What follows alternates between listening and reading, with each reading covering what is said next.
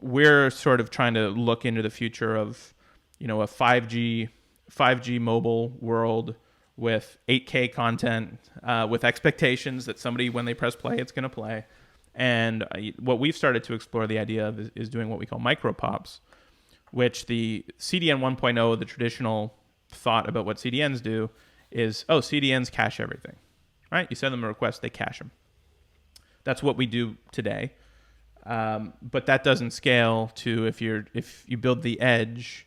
If the edge is to mean 5G in, let's say, we'll get away from the Philippines because we've been talking about the Philippines too much. Yeah, too much. Let's say we like Japan. the people in the Philippines. They're lovely, but we need to, the APAC region is bigger than the Philippines. So Japan, potentially, you would say, the number of 5G pops in Japan might be 900.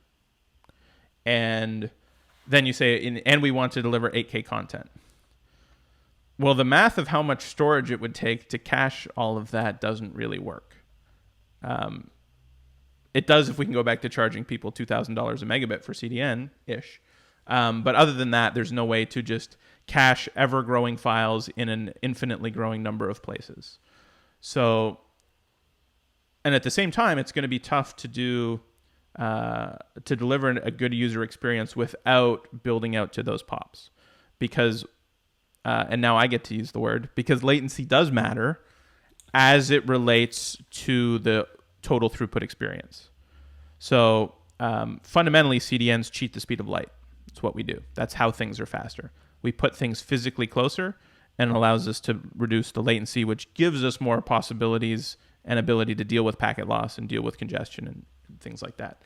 So knowing that there's still a win by putting it physically closer to people, just having the conversation, where the conversation is TCP or quick protocol level conversation, closer to people, even if the content's not there, can still deliver a huge performance win if we have good connectivity from where the content is to where our MicroPop is.